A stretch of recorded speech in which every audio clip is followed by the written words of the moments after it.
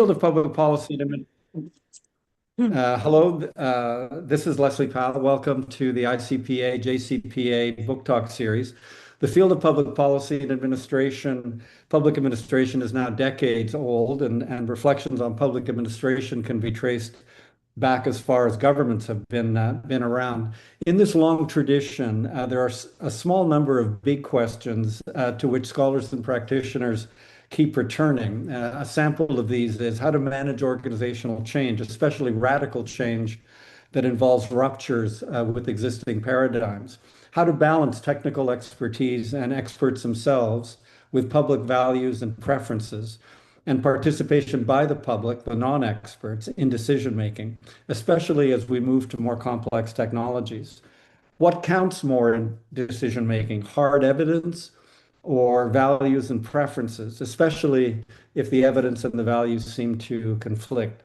It's rare for a scholarly work to competently address even one of these big questions, and even more unusual to try to address several of them simultaneously. And that's exactly what my guest today has done in his new book, Negotiating Values, Implementing Change in the Allocation of Transplant Organs. David Weimer, the Edwin E. Witte Professor of Political Economy at the Follette School of Public Affairs at the University of Wisconsin, Madison. David, welcome. Thank you. Thank you for giving me this opportunity. Great. So let's start with some background on the system and organ transplants themselves, because I suspect most listeners will not really know that much about the details, and it's quite important, I think, for the way the book evolves. So could you give us a kind of brisk overview of the U.S. organ transplant system, the main organs themselves, the key clinical considerations in like medical urgency, post-transplant survival, and sensitization, and how the system has evolved since 1984. One of the arresting asides you have in the book is that you mentioned that the US discards more organs than some European countries transplant in a year. So what explains that gap in terms of the system? Okay. Our system is a bit unusual in that Congress delegated responsibility to allocate deceased donor organs to an organization of stakeholders called the Organ Procurement and Transplantation Network. So I'll refer to that as the OPTN. It also created a sister organization, the Scientific Registry of Transplant Recipients, which curates data on everyone who goes on to the transplant list in the United States and follows them longitudinally over their life. So it's an unusual situation where we have a lot of data that's relevant to what's happening. There are 6 solid organs that the system allocates: hearts, lungs, kidneys, livers, pancreases, and intestines. By far, the largest number of transplants involve kidneys, about 17 or 18,000 a year in the United States from deceased donors.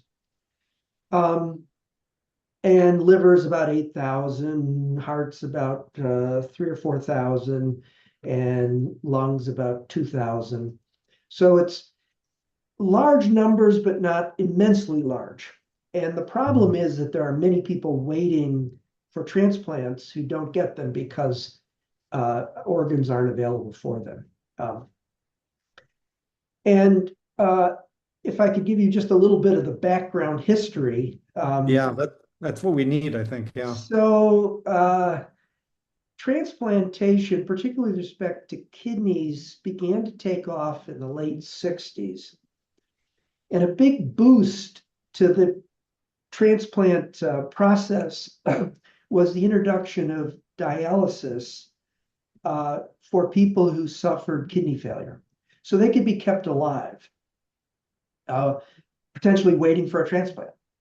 But early on, the dialysis systems were extremely expensive and extremely scarce. In 1972, Congress added the coverage of treatment for kidneys to the Medicare program, which is our program for the old age. So it was no matter what age you were, if you had end-stage renal disease, you qualified for coverage under Medicare. Transplants were both better for the patient and cheaper under this system than dialysis. So the federal government began investing in promoting transplantation. In response, transplant centers arose and organizations to recover deceased donor organs grew up, and it became clear that there was an advantage to sharing kidneys, because a transplant center might recover a kidney that would not be biologically acceptable for any of its patients. So the idea is that it would share it with another transplant center, and then through reciprocity would receive a transplant in the future. If I can interject here, just because this is something I needed to get my head around in the book itself. I mean, there are different organs. Each organ has a different shelf life, if I can use that terminology. Then you've got the geographical location. If a person is deceased in the Northwest United States, Northeast United States, that doesn't mean that it's easy to get it to California. I mean, the first obvious recipients would be somewhere regionally close because you've only got a few hours with that. So you've got type of organ, you've got geographical proximity, and then you've got the players that are involved in the distribution system and trying to get it to the different recipients. So that's part of that picture. Yes, yes. And the initial sharing was done first locally, then regionally, and then nationally. So it started off in the voluntary system, local first. Okay. Right. Then in the early 1980s, there were some breakthroughs in immunosuppressive drugs. And these made liver transplants much more feasible. They were not being very successful before the introduction of these new immunosuppressive drugs, but then they became practical. And one of the consequences was that parents who had children who needed liver transplants would make public appeals for people whose children had died for donations. And prominent people got involved in helping make these pitches. And the whole system started to become very questionable in terms of those with access to prominent people had a chance of getting an organ, and those who didn't were left out. So in 1984, Congress decided to nationalize deceased donor organs. But the nationalization meant that somebody had to allocate them. And that's when they created the OPTN and the SRTR to be the institutions to basically make the rules for allocation and do the allocation. And the OPTN consists of by mandate of hospitals, transplant professionals. You've got the list. Well, it's mandated in the sense that if you want to participate in Medicare or Medicaid, which are the two primary government healthcare subsidy systems in the US, you had to be a member in good standing of the OPTN. Okay. And that meant that if you were a transplant center, an organ procurement organization, or a laboratory, you had to be a member. Okay. Now, initially, there was a transformation of the organization that had overseen the voluntary sharing. It created itself as a nonprofit in anticipation of the legislation and became the contractor to administer this new system. And that's the United Network for Organ Sharing, UNOS, which until just very recently has been the administrator for this program, and in the early years for the SRTR as well. Okay. Okay. Okay, so let me just give you a little bit of sort of background on the process. Okay, so early on, there was a first controversy internally within the system, which was on how much weight to put on genetic matching.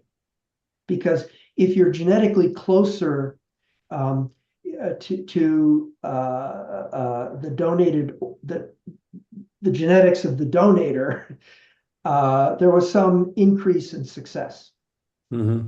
And however, because of the population pools, this tended to discriminate against minorities, made it harder for them to get an organ.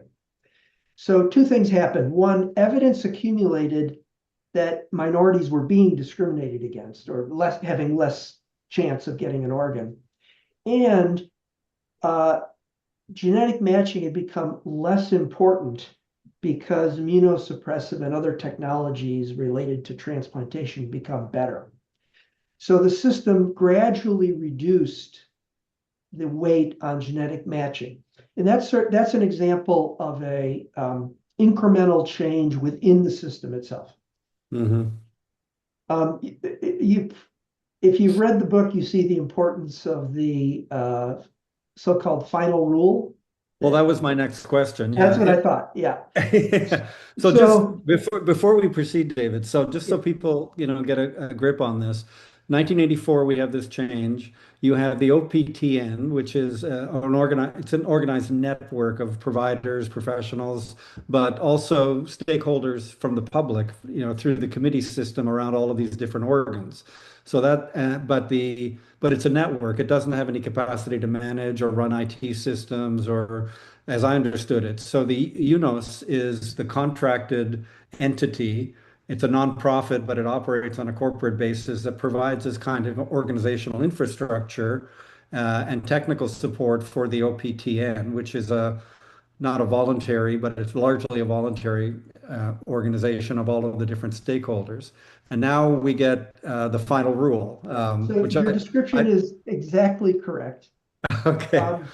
I love the term final rule. It has, and it's a capital F, capital R. It's terrific. So, but just one elaboration. So all these organizations have to be members of the Yeah, for the ICPA. reasons you mentioned. Yeah, right. But the committees are staffed by volunteers from these members. Right. Okay. So Okay. that's where the volunteering comes in. Yeah. And Okay. the committees include some laypersons, correct? It They're includes patients patients. or families of patients. Okay. Eventually, that became a requirement. Early on, it was somewhat hit and miss whether or not they would have a non-professional member. Right.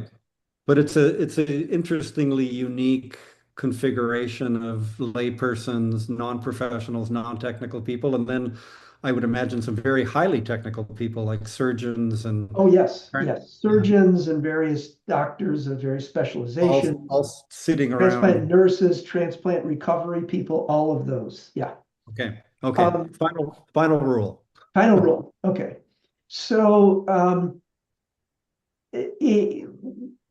one or two major centers pioneered liver transplantation. University of Pittsburgh Medical Center was the main one. Mhm. They then trained doctors to do liver transplants who went to their various transplant centers around the country.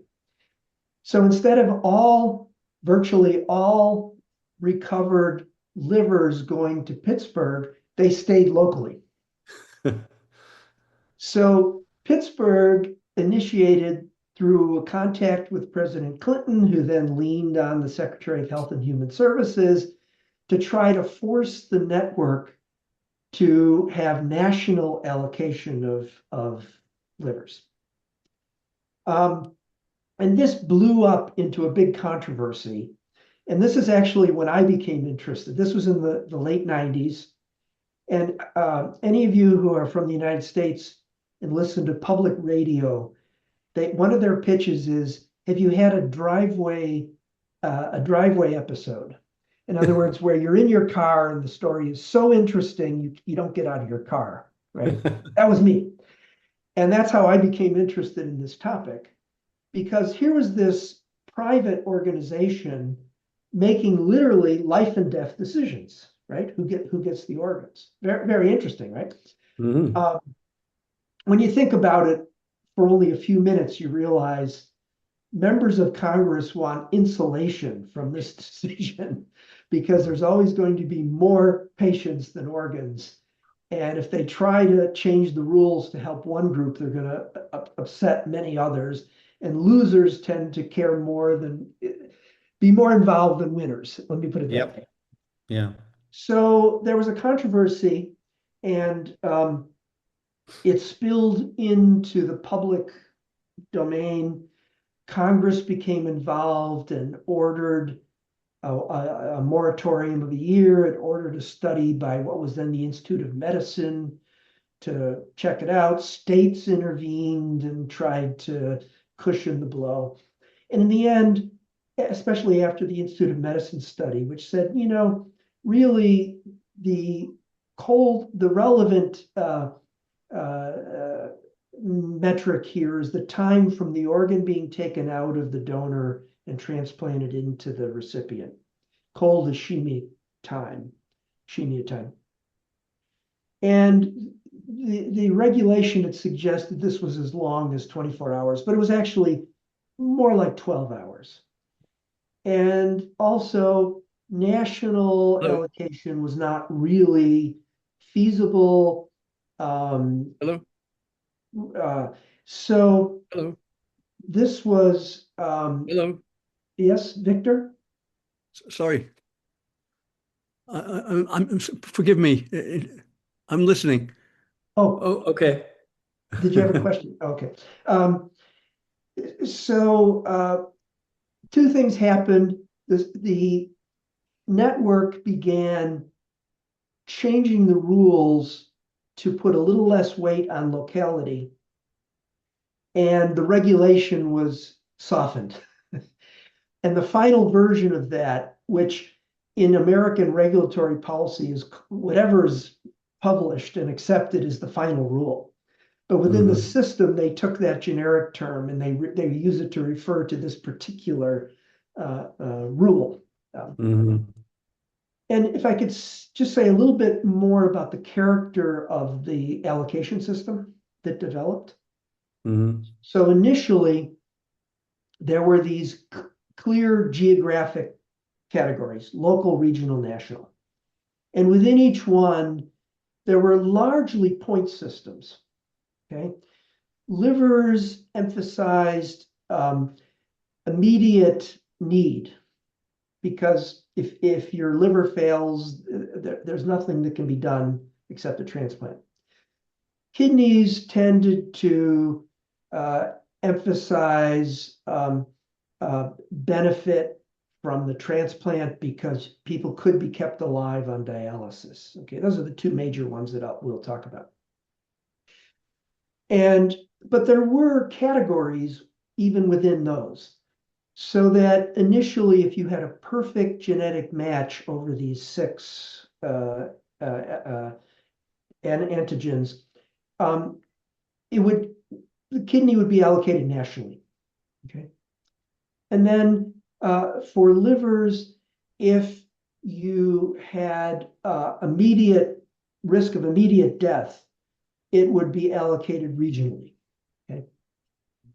Now, over time, as geography became somewhat less important, particularly the liver and the kidney systems transformed themselves to systems that were primarily categorical.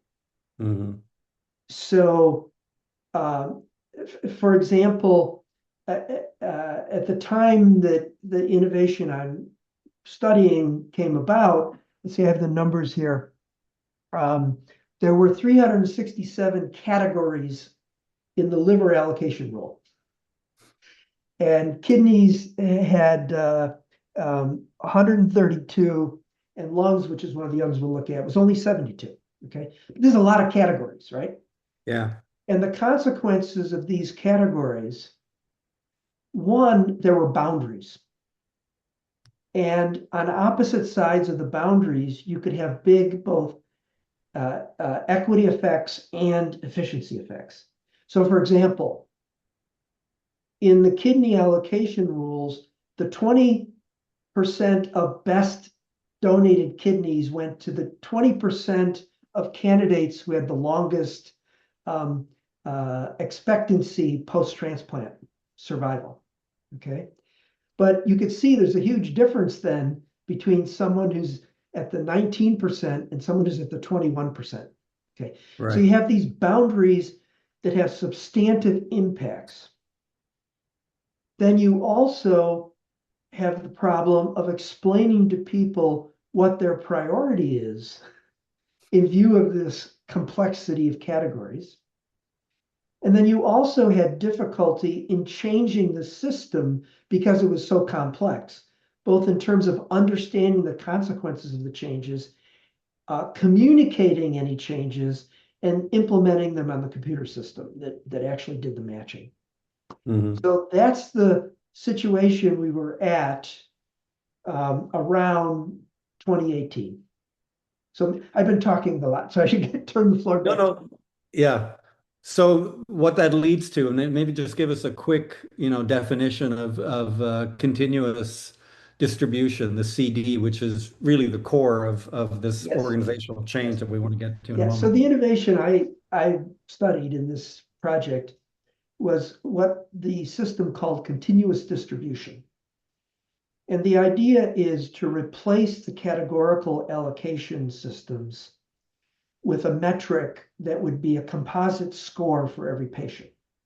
So the patient would know the composite score, and the system would be less complex so that changes could be more easily made. So the board of directors adopted the goal of moving all of the allocation systems to continuous distribution in the future, and set out 5 attributes we could think of as goals for each of the organs, which would be different for each organ, but waiting list survival, post-transplant survival, biological compatibility, patient access, and proximity. The patient access was really covered under biology as well, but this was for 2 particular categories of patients: pediatric patients who the categorical system did give special attention to, and prior donors, which the kidney system had, the others hadn't. But the system decided that there should be an incentive for people to make live donations. So you would get some priority if you'd been a live donor. The proximity picked up the geographic question, both in terms of getting organs to people sooner because they're closer, and also keeping the logistical costs under control, which are not just the transportation costs, but also organizing the removal of the organs and arranging for their offers to various transplant centers. So then under each of these attributes, each organ had to come up with metrics, either one or multiple metrics. And then the metrics would be weighted proportionally to come up with the composite score. So the task of each committee would eventually be to come up with metrics under each of the attributes and assign weights to those attributes. And that was the task. Okay. So that's continuous distribution. Our audience will already anticipate that the nub of the issue for these five criteria. I mean, selecting the five criteria itself is a value proposition, but we'll set that aside for a moment. Those were a given, but the nub of the challenge would have been assigning the weights, and that's where we will get into, I think, the discussion in a moment or Yes. two about how you assess values and how you value different elements. Anybody that set up a syllabus or a curriculum with 5 or 6 different assignments has faced the same kind of issue. How do you give weights to a paper versus an oral presentation? What is more important, et cetera? Exactly. And it's even a little bit more complicated because coming up with the metrics sounds initially like it might be just a technical issue, but no, it's highly value laden. Yeah. So for example, with respect to lungs, it turns out that very tall people and very short people have difficulty getting an acceptable offer because the size of the lung makes a difference. Okay. And it turns out that women tend to be shorter. And so picking this, considering height of the recipient is actually implicitly normative as well as technical. The technical part is looking at evidence about the distribution of heights of patients and the distribution of lengths of donated organs. But substantively deciding to worry about this particular patient biological dimension involves a normative concern for, in this case, I would say sex rather than gender, but sex equality. Right. But you're right. On the surface, it seems that the weights are the key normative question. And if you give me a chance a little bit later, I'll unpack that and why. Yeah, definitely. I want to move to the themes. I mean, I think our audience now will have a sense of the system and the background and the history of it. But you bring together, and this is what I was alluding to in my introduction, 3 threads, major threads that I think mark our respective disciplines, public policy and public management or public administration. First one is managing change in public organizations. Second one was integrating expertise with public participation. And the third one, the one we've just been mentioning, is the interplay between evidence and values. So could you sketch these out in the way that you address them in the book? And what do you see as most novel or contested in the public policy literature? The concept under managing planned organizational change, my project, I don't have anything particularly novel to add to that, except the empirical case. There was a wonderful review by Jerome Stoughton and colleagues in 2018 that looked at all of the empirical evidence on planned organizational change. And they came up with 10 concepts, pieces of advice, conditions that empirically appear to contribute to successful planned organizational change. I was able to trace through these 10 conditions, 3 on the design of planned change and 7 on the implementation, and use these conditions to interpret how well the system did in following what the empirical evidence from other studies suggests are good contributors to success. And they did pretty well. So what I was able to do, though, is this planned organizational change was very clear what was attempted, right? Convert these categorical systems to continuous distribution. with timelines and evaluation after, built-in assessment after, and an unusually large amount of evidence that would be relevant to the task, Mhm. and the high level of the high importance of values, very explicit values in making the decisions. So with respect to organizational change, I'd like to claim I've added something new, but to the extent I did, it's in the empirical case. Okay. What happened, and demonstrating that the Stoughton et al. Principles seem to be important and contribute to whatever success there was. Mhm.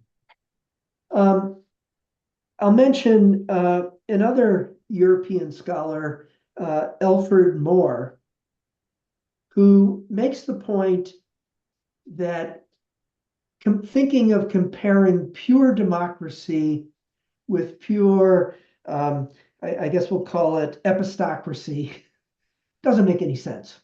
Mhm. Because there's always going to be institutions that have various degrees of democratic participation and expert involvement.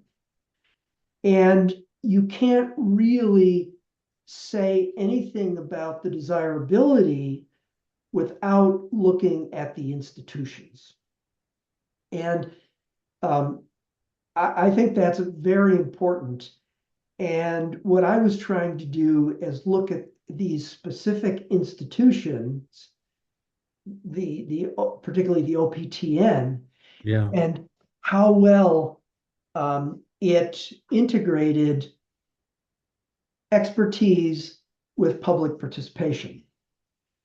And public participation, I think we should really think of it as community participation. Mhm. It's almost always going to be people who have some interest or stake in the process. And the reason is most of us have jobs, families, avocations.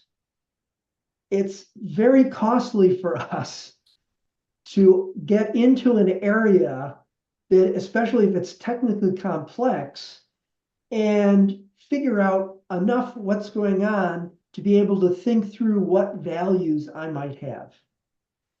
So in my view, we should be thinking about how well the institutions integrate stakeholders and relevant experts into the decision-making process, and not think of it as public versus expertise, but think about it as expertise broadly drawing on the interests of those Mhm. who have Mhm. relevant interests, who have interests. Yeah. The other aspect that comes out of the book's description too is that it's not just expertise participation, but you've got varieties of expertise, right? Yes. And from the surgeons to the transplant nurses to the organizations, and the difference between individuals and organizations, and public participation runs a spectrum of any number of different tools or instruments. You can have surveys, AHP, want to get to that at some point as well. The integration of just people's voices on committees. So again, you could imagine these being contracted or expanded on both sides, and Yes. so the configuration of experts and community participation could vary quite tremendously, institutional arrangement by institutional arrangement. Exactly. And the type of expertise that is particularly scarce, say, in a regulatory agency in the United States. Like, let's imagine that instead of having the OPTN, we had the Department of Health and Human Services directly make the rules. They would have great difficulty tapping what we can all call tacit expertise. Yeah.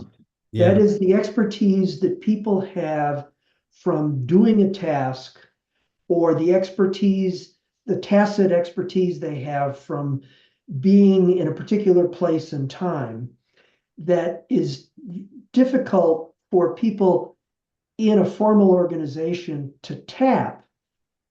They do it with expert committees, but that's not necessarily covering the full range. And one of the things that impressed me from observing committee meetings was how important this tacit expertise is, and how the members of the committee recognized this in the sense of asking members, for example, you deal with this particular type of patient. How would this rule affect that type of patient, given your very specialized expertise? Yeah. The public participation happens in a number of ways. In addition to the organ-specific committees that design the rules directly, there are cross-cutting committees, say, dealing with pediatric issues and race issues and those sorts of things. And the committees interact and share information and sometimes create work groups that have members from different committees on them when they think something is going to be particularly important.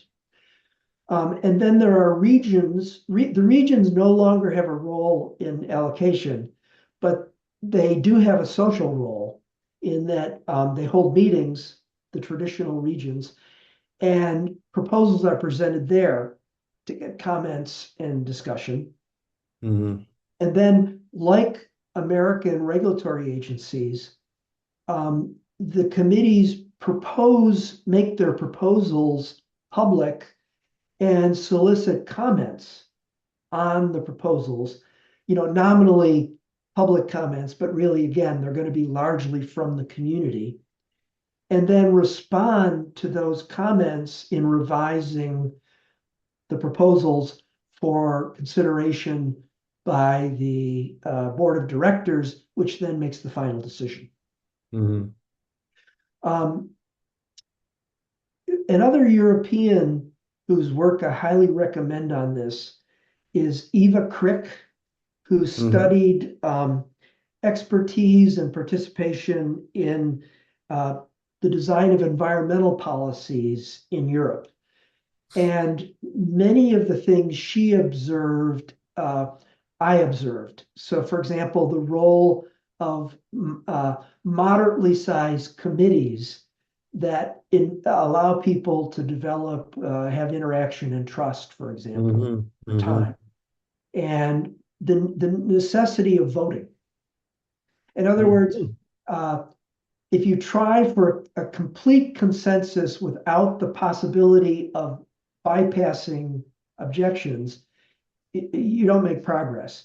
But if you have votes, and what I observed quite often was there would be a straw vote that was not unanimous in the committees, and then there would be discussion, and then a proposal for a formal vote, and usually those who had opposed in the straw vote will have changed their position to at least acquiesce.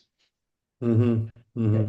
So anybody who's interested in this topic, I highly recommend her book as well. It's the one that is closest to what I've done in my project. Just a footnote on the methodology. I remember, I think you said something like you attended or observed. I'm not sure whether all the meetings are online or in person, but something like over 100 committee meetings. So yes, you really went into the weeds on this, right? Yes, I did. I think that's an important 100 meetings, and then drew on the it's not quite minutes, but summaries of probably another 100 meetings that I was not able to attend. Happened before I got interested, or happened while I was observing, or whatever. So this is probably not a good project for an assistant professor. Well, I don't know. Maybe it is. I mean, this is unfortunately a conversation we should have another time. But I've been reflecting on the impact of AI, on social science research, and I'm beginning to think that things like literature reviews or desk research, that's gone. I mean, Claude or Chat can do it for you. But what you did until Elon gets all the robots going, what you did, which is actually getting into the weeds and going, it's participant observation, it's field research, it's getting out there and building on the observations, empirical observations that you have. I think that's going to be the value added of social scientists in the very near future. The other stuff I think is, But now I'm glad I'm emeritus. yeah, right. It's a Well, look, new world. I have so many questions, but I want to move on to the organizational change part of it. The the OPTN, as we already discussed, had some pretty unusual features. The federal backing, technically engaged stakeholders, captive constituency through this Medicare reimbursement. So how much of what you observed was a feature of these unique or a characteristic of these unique features of the OPTN?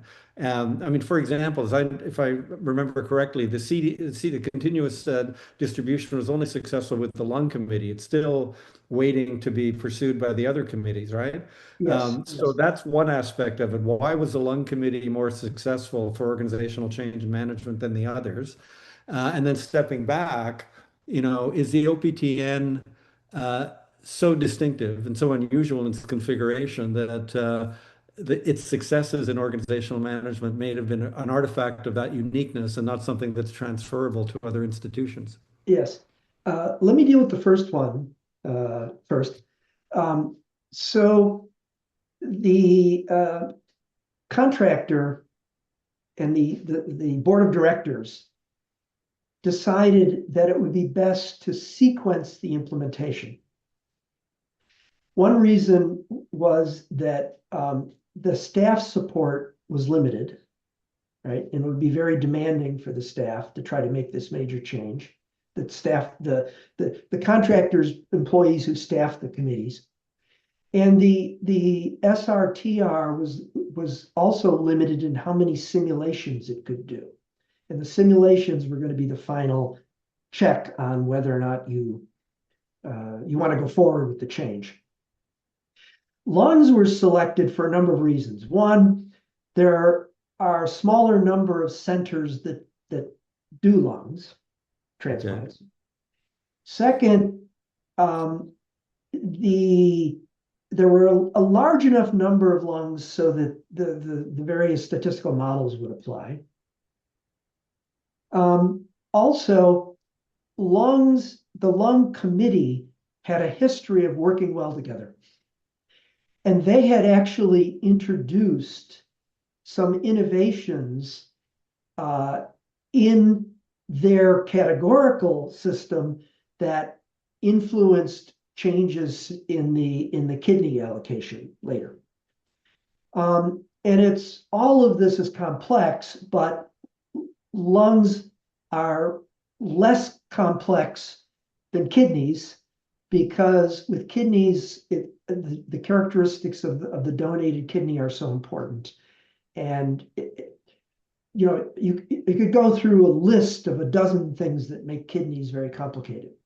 And livers are also complicated, but they're also politically fraught. The final rule, and then what prompted continuous distribution was a failed effort by the kidney committee to make a change to move away from local allocation under pressure from the Department of Health and Human Services. So lungs, on the one hand, well, it's an easy case, but to the extent it was successwould it was a proof of concept. You called the proof of concept. Yeah. And it also would provided assistance for the next committee as it was, and it was under the other committees were underway before lungs were completed. Okay. So kidneys were moving along. They were backing off from being very innovative. They came upon a meme called continuous distribution 1.0. And the idea was, well, we'll make changes that are obvious in terms of improving equity or efficiency. But to get started, we will primarily try to replicate I don't say replicate, design the continuous distribution system so it roughly follows what was happening in the categorical system. And then we'll have a system that'll be easier to change going forward. Okay. Okay. They were ready to put their proposal out at the end of 2023. And that's when concern about the non-use of kidneys became heightened, and the system decided, well, maybe we want to wait. We do want to wait before we formalize this, because we may be able to deal with the non-use issue better or somewhat through the continuous distribution. And continuous distribution itself conceivably could make the problem worse. So for example, under categorical allocation, pediatric patients are offered only the best kidneys because their doctors won't take a bad kidney, take a poor quality kidney. So there's no sense offering it to them. Under continuous distribution, pediatric patients get high priority, which means they're likely to be offered some low quality. Low quality. They're gonna reject, which means there's delay in it going to the next candidate, and that could make it worse. So right. But in terms of designing the system, they were ready in 2023. Livers, which started later, and hearts, which started later, they were in the early stages of coming up with metrics when this happened, when everything was put on hold. So that's the specific question you asked. The general question, yeah, is this sui generis? There are similar examples. So for example, in the United States, we have regional fish councils. This should be of interest to Canada as well, right? Regional fish councils, which allocate quotas. So you can think of the quotas as being like organs, right? And there's something of value and they're scarce and they have to be eliminated, and it's zero sum. So this creates an incentive for both fishers and experts to be involved. When we had other sorts of agricultural commodity arrangements where we tried to control quantities. So historically, we had the same thing. We had organizations like the OPTN that would get the stakeholders together, and they would make rules about who had the shares of the allocations. We've also had institutions like there's one that allocates internet domain names. Yeah, ICANN. Yeah, I did some work many years ago on ICANN. It's interesting as well, operating at the international level. Yes, so you've got international. layers These there. are all situations where there's something of value to allocate, and that creates the incentive to participate. That's the key. So if you wanted to have an OPTN for AI, you would have to have levers to create scarcities, such as being able to sell in the US market or whatever, to try to create the incentive for everyone to participate and follow the rules. So in that sense, could it be used? Not sure. Yeah. Maybe. But it's in these two features, the allocation of, and then the scarcity.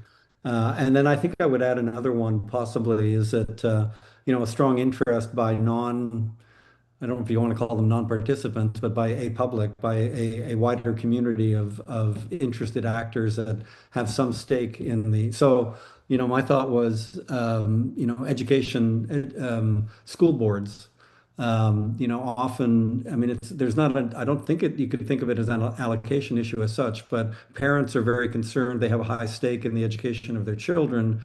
And so they want some kind of participation or some kind of reflection of their interests in the process. So, it might be interesting to think about, types of institutional configurations that have your characteristics, allocation, scarce resources, and then others that, where the scarcity is not so much the key thing, but the stakeholder, the heightened stakeholder interest in whatever the product is. Yes, I think it's that the stakeholders have to believe their participation is consequential. Yeah, yeah, Um, yeah, and that's what the OPTN offers. If you volunteer right. for a committee, you're going to be able to have input into these rules. Yeah, Um, yeah. Well, and I'm going to push back. I'm going to push back a little bit. I want to get to the role of values here, and I had okay, one question. The AHP, the analytical hierarchy process, which maybe you can describe briefly. You describe this, the AHP and its utilization in the decision making as consequential for participation, and people will understand why when you describe how it's supposed to determine the weights. But it turned out there were some statements that you make in the book that it turned out that these weightings through the AHP system were not actually that consequential. That machine learning, simulations, other kinds of technical considerations took precedence over that. So I think this is a really important and interesting, and I wasn't aware of the utilization of this kind of tool for weightings of values. So it's a great illustration. I wonder if you can just kind of elaborate on that and respond to my pushback. okay. So the analytical hierarchy process um, gives participants the opportunity to compare alternatives on a scale. And the alternative might be, is it important to be within an hour of a transplant center versus, some allocation to patients that have difficulty getting a transplant, something like that. Or genetic matching or Yeah.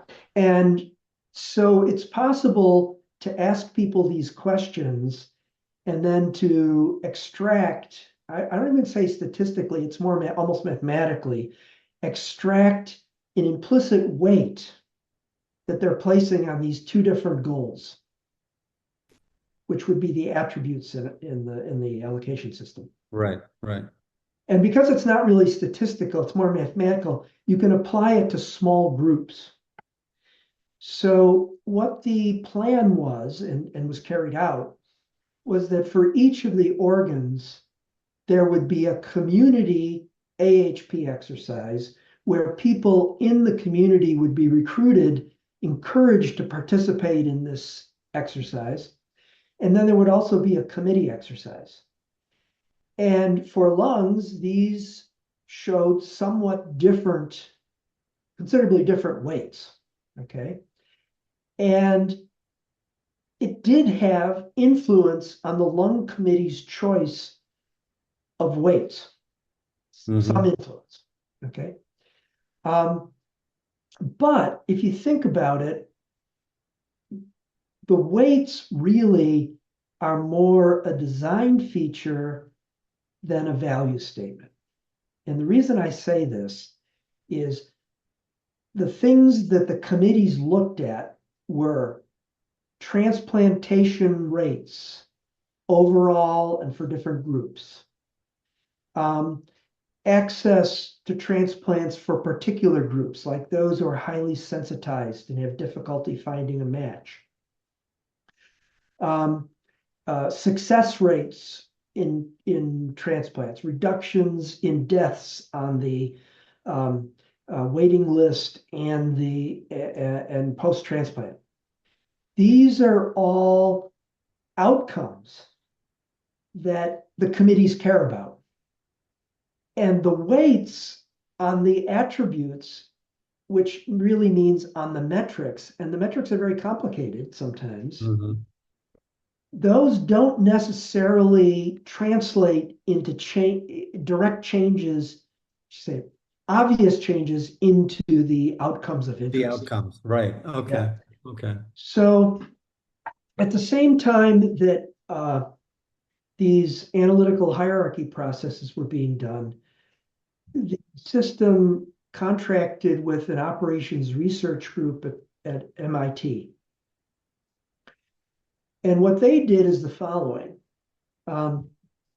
They took a version of the simulation models run by the SRTR, which are very complicated, and typically it's only practical to evaluate a handful of alternatives with this simulation process, because they're very detailed.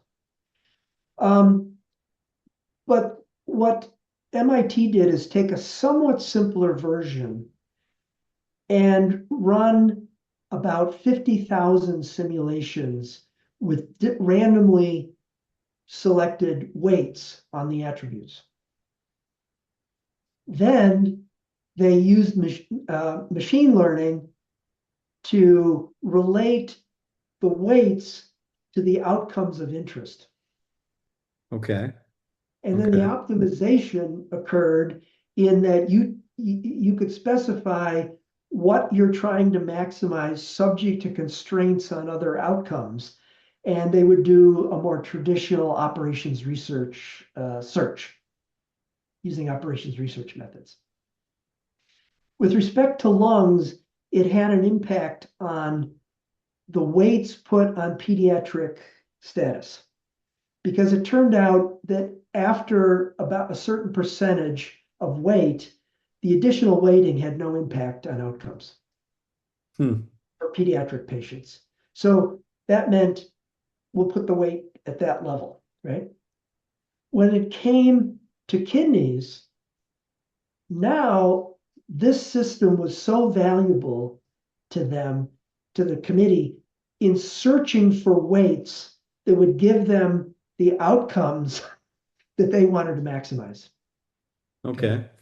And indeed, so successful that the liver committee decided that instead of doing 2 rounds of the SRTR simulations, the very complicated ones, they would develop their models using only the MIT system and then test and then verify with the SRTR models. And so you see the analytical hierarchy process became less directly important.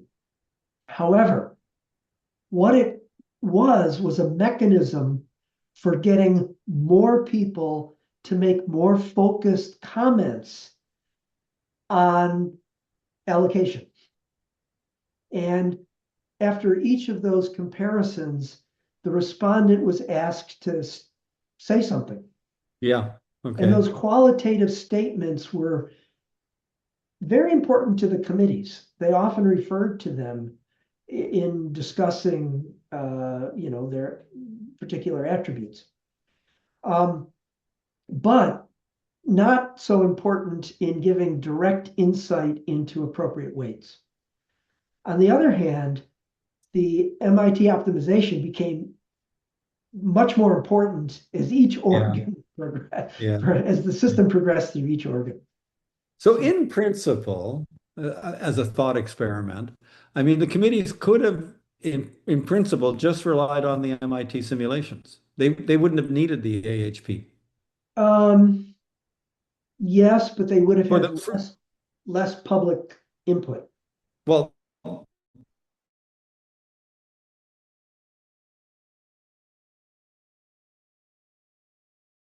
we're still good. We're still good. Yeah, no worries. It's still a very complicated problem because you have to specify which things you're trying to constrain to the levels in the existing system, which ones you're trying to optimize. And the optimization, of course, is not mechanical once you're trying to optimize more than one thing, right? Right. So, Okay, okay. Well, let me close on a final question, and then I think we've got maybe 10 minutes or so for some questions from our participants or our audience.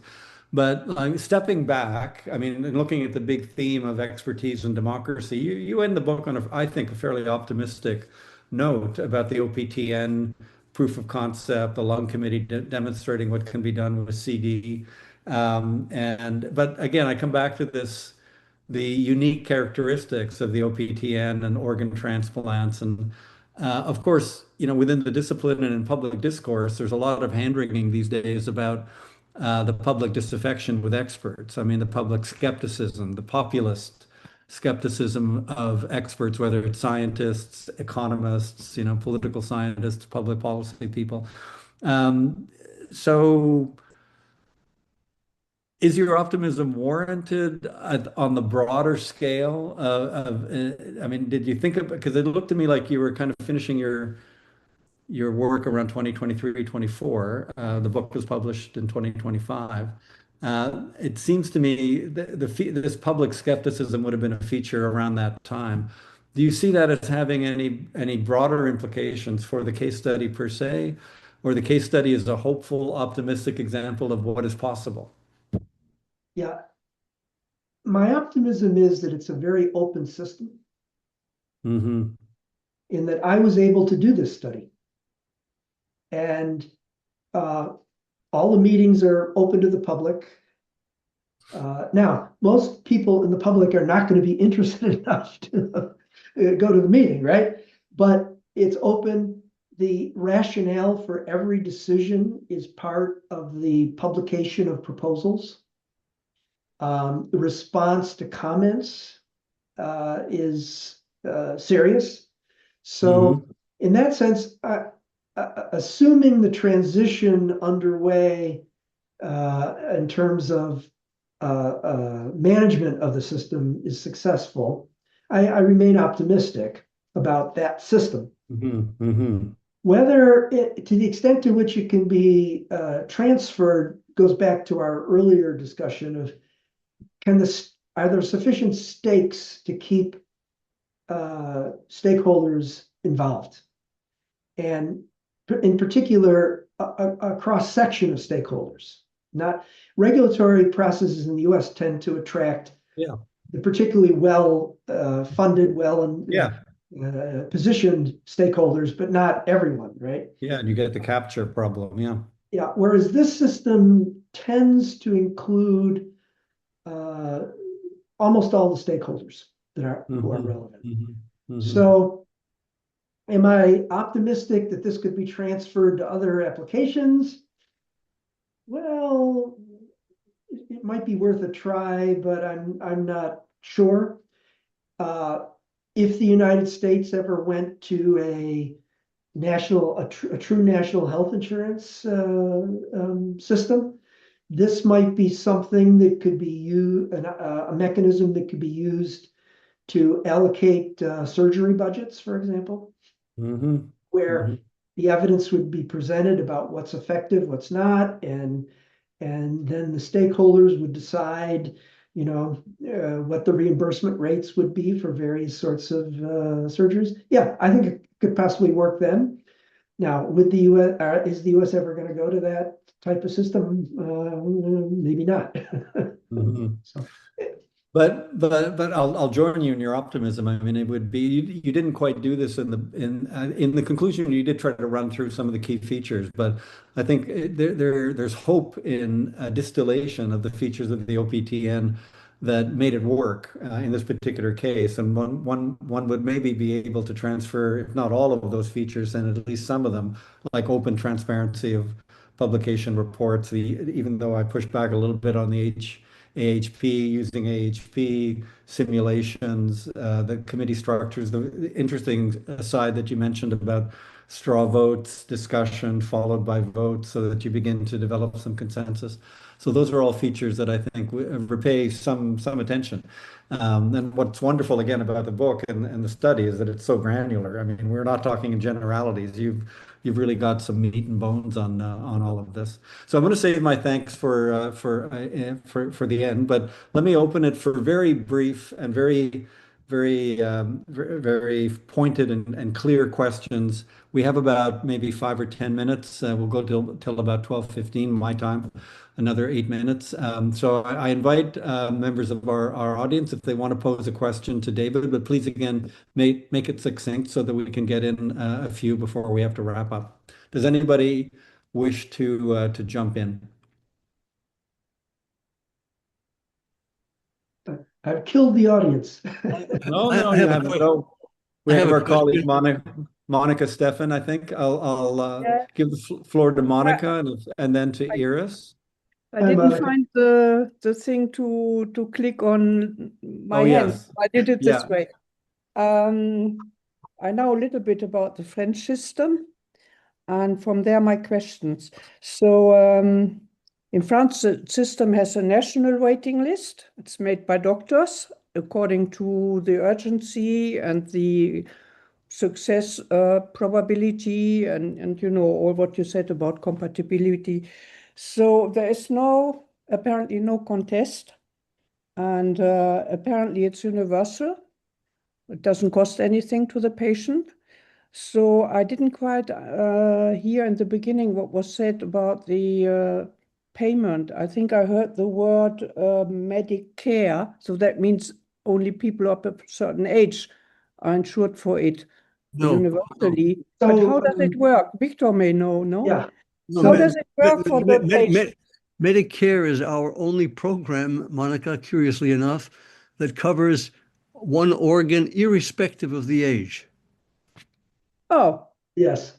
so it insures only people who are aged, but The only it country in the world that has this everybody. national health insurance Yeah. for one organ. Yeah. So if either you have end-stage renal disease or you're old. But Oh, good. Medicaid, which is intended for lower income people, will cover transplant costs, but it's state dependent. It depends on which state you live in, how generous that is. Now, but people do fall through the cracks. Not Medicaid doesn't cover all of the expenses, and so it's not a great system in that sense. So there may be, if I understood rightly, the answer, there may be some money to pay and a little bit too much for some people. Okay. Yes, it comes into play with the immunosuppressive drugs that have to be covered, that have to be taken for the rest of the patient's life. And some systems only cover it initially for the first 1 to 3 years, and then it becomes just an unpaid medical expense that you have to be poor to have assistance with. So who really governs? Monica, Yeah, I'm going to no, I interject stop. just to give our other colleagues a chance to jump in. So I think I gave Iris the next priority, and then to Victor. So Iris? Dave, you have studied the PPP.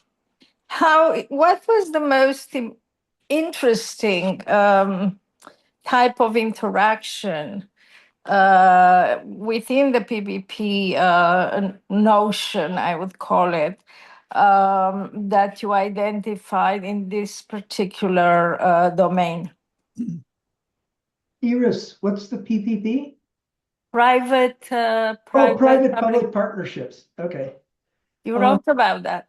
Yeah, I hate to use that term because Aidan Vining and I have written some very negative things about public-private partnerships for I things. know, but that's why I'm asking. Yeah. This is a different type of I'm trying public-private. to make life difficult for you. Yeah, this is a very different type of organization that in the US it would be called a public-private partnership, but I don't think that's a good name for it. It's something else. I initially called it private regulation when I studied this 20 years ago the first time. Now I call it stakeholder rulemaking. So That's interesting. Yeah. So what was the most interesting thing? Yeah. The use of expertise. The tapping of that expertise through the committee system. That it really did bring out the tacit knowledge of the participants.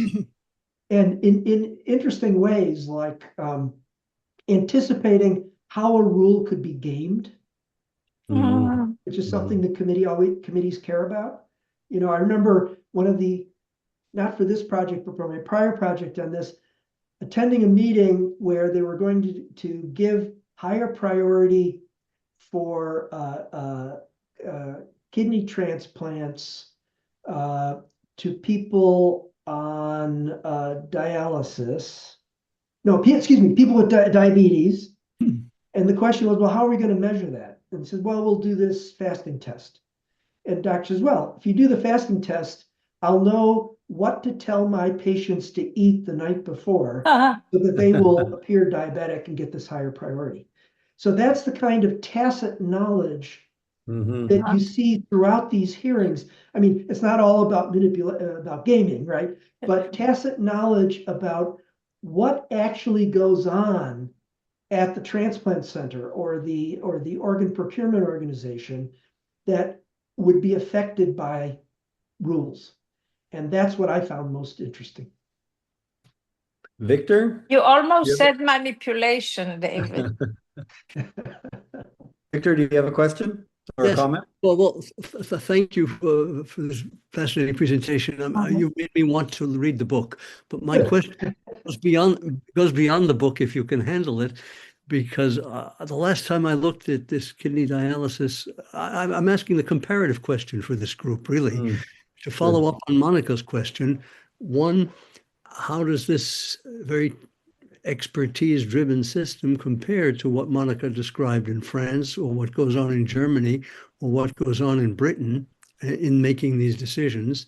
And then the more macro question, the last time I looked, we had very low rates of transplantation, certainly compared to England, I believe, and I think compared to France, but I'm not sure. How has this system affected, if at all, the rates of transplantation? Because there's been a big move, as you know, to increase those rates. Yeah. Rates of transplantation have gone up, but so have unused organs. Okay. I haven't looked at this carefully recently, but you know, Europe and the United States have roughly the same populations, right? And roughly transplant the same number of organs. It's just in the United States, the non-use rate is about twice that of Europe. Okay, so, and I don't know much about the European system, except that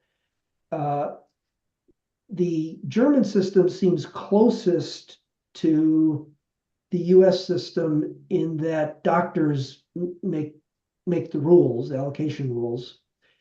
But they're part of Eurotransplant, which means there's some cross-border sharing. So I'm not sure how to answer. Transplant rates have consistently been going up in the US. And the non-use rate is due somewhat to the incentives created both to recover lower quality organs, right? The report card evaluation of organ procurement organizations depends on their recovery rate of possible organs, which means they're going after the lower quality ones as well as the higher quality ones. And transplant centers, particularly the smaller centers, if they take very risky patients or very risky organs,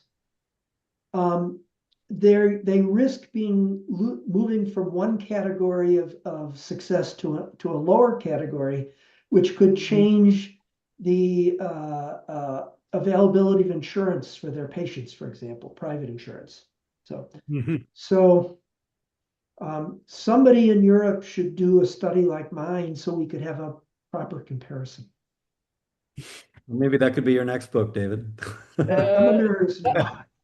Not really, but Okay. I studied very extensively the blood transfusion system, and from there I got a little bit into the organ system. Oh, And okay. the blood system in France was very sort of, born from the war. Blood donors were heroes because they gave blood secretly when France was occupied by the Germans and so on. And this was transported, this ideology, in the organ transplant system when it was medically sort of emerging. So that made it very, very valuable, very universal. So to answer these questions, what we do, I don't know the figures. I should have checked before, but I think there's as much transportation that you can have in France. It's not a money question. It's not a social inequality question. It's mainly a question of how many organs you have. And in order to, there's always been publicity for giving your organs if there's an accident or something. And I think it was a few years ago, maybe the first Macron administration, who made a law with finally quite a lot of trans-party consensus on everybody in France is a potential donor by law, unless you put your name into a list that you oppose this, that you don't want. And then there was a big discussion, but how is this list treated, the list of people who don't want to be an organ donor when they die? They were afraid if they need one day transplantation, they wouldn't get it because they're on this no list. And it was absolutely secured that this would not influence the chance of having a transplantation, even if you don't want to be a donor and you sign it up. So I didn't do anything like most people. If tomorrow a car bangs me down, I'm an organ donor if they want my organs for my age, but I'm a very good, healthy person, so maybe they find something. So this is one answer, is the limit is just the organs available. And the major hospitals, they all have transplantation units. The second question is the transport system. They fly around helicopters with the organs, and it's very well organized. The other way I was on the motorway between Grenoble and Lyon, and there was 3, 4 policemen and a very small car just driving like a madman. And I asked the taxi driver who was taking me to the airport, what is this? I mean, normally you have this police protection when you have a huge lorry. And he said, oh, it's the organ transport. I said, organ transport? What do you mean? So he said, well, there must have been an accident in Grenoble just now.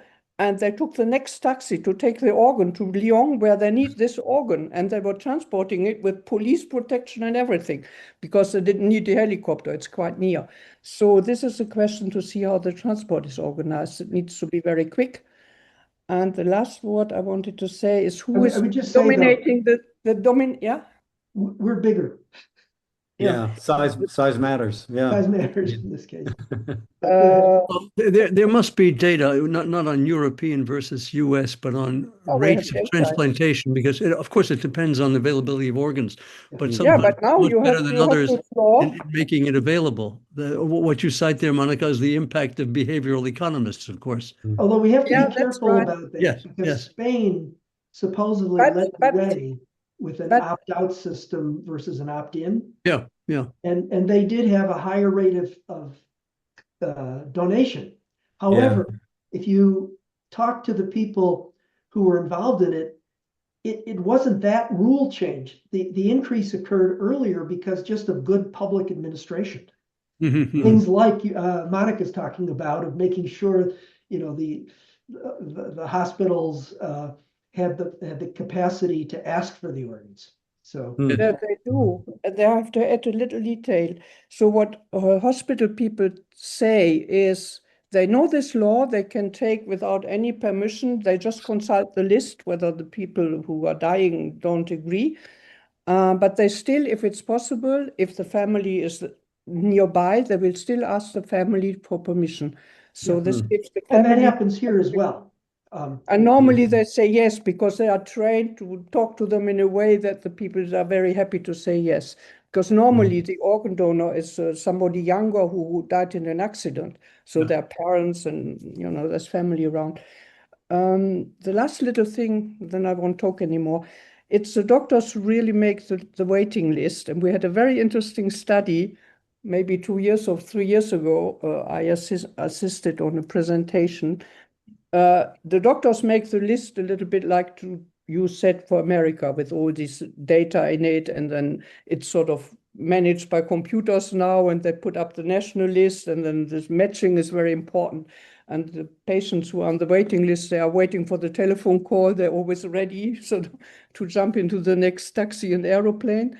So I lost my idea. Yeah, but this is the official thing, and everybody agrees, and I think it's functioning wonderfully. There's never been any complaint, but maybe we need some studies about social discrimination or poorer people, richer people. You can't buy an organ in France, that's sure.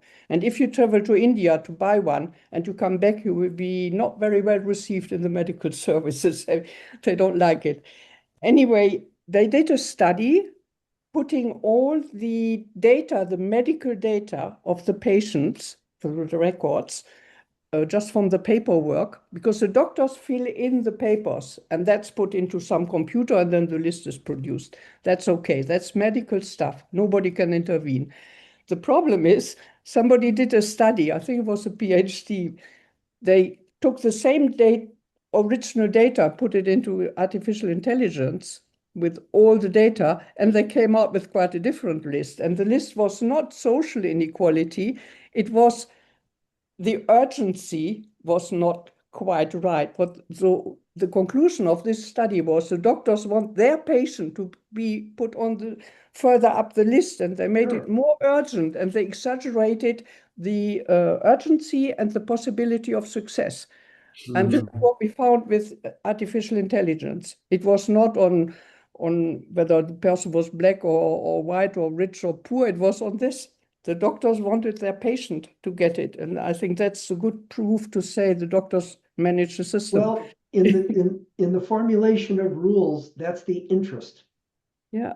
And to some extent, it's good interest in that they care about their patients for their patients' sake, but they also care about being able to do transplants because it's financially valuable for the transplant centers.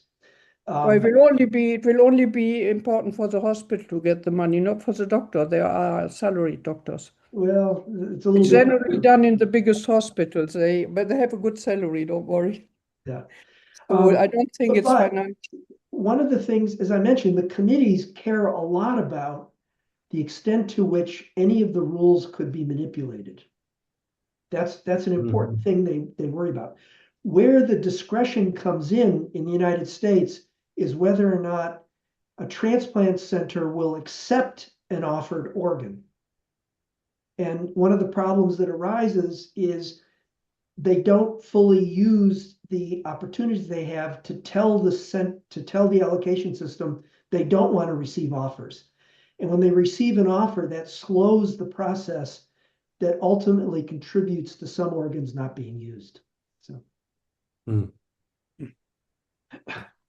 Well, we have overstayed the amount of time that I originally told David that we would occupy in this discussion. So I'm really grateful for his willingness to go for almost an hour and a half.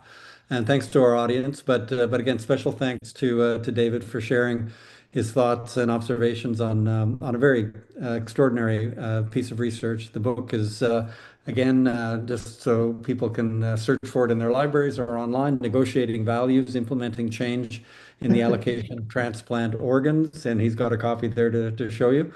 So it's a dense read, it's a challenging read, but it's an extraordinarily rewarding read as well. So on behalf of JCPA and ICPA, thank you very much, David. Thank you to our audience, and we shall see everybody at some point. Thank you for giving me this opportunity. Thanks, Les. Thank you, Iris. Thank you very much, David. It was a pleasure. Bye-bye. Okay, bye all. Bye. Thank you.